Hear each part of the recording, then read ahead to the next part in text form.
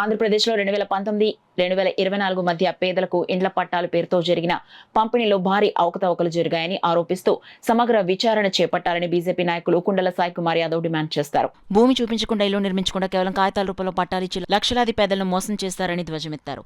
కార్యక్రమంలో జనతా వారధి జిల్లా కన్వీనర్ దాట్ల కృష్ణవర్మ, నాయకులు రమేష్ బాబు, శంకర్ సింగ్, ఇమ్మంది లక్ష్మీ, పార్థసారథి తదితరులు పాల్గొన్నారు. ప్రతి వారం కూడా జనతా వారధిలో స్టేట్ వైజ్ ఒక కంటెంట్ తీసుకుని దాన్ని జిల్లా కలెక్టర్ గారికి అందించడం జరుగుతుంది.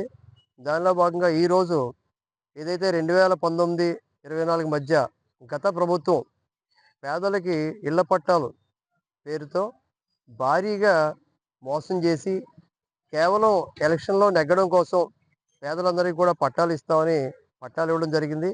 ఆ పట్టాల్లో చాలా వరకు నకిలీ పట్టాలు ఉన్నాయి. అంటే పట్టా ఇచ్చారు కానీ భూమి చూపించలేదు. ఈ పట్టాలు పట్టుకుని రెవెన్యూ ఆఫీసుల చుట్టూ తిరిగి మా భూమి ఎక్కడుంది మహాప్రభు అని అడిగితే చూపించలేని అసమర్థ ప్రభుత్వం నుంచి ఇవాళ మన కూటమిలోకి వచ్చాం.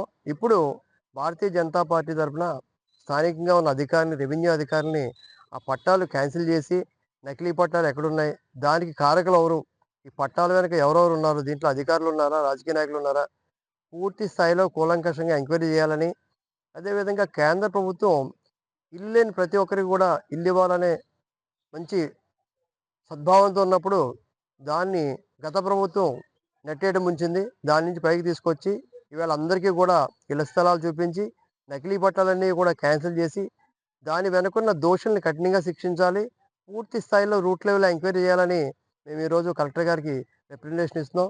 దాని నిమిత్తం రావడం జరిగింది. దీని మీద వెంటనే తక్షణ చర్యలు తీసుకుని రానున్న కాలంలో అందరికీ కూడా ఇళ్ల స్థలాలు ఏర్పాటు చేసి సొంత ఇల్లు కలని సాకారం చేశారని ఆశిస్తున్నాం.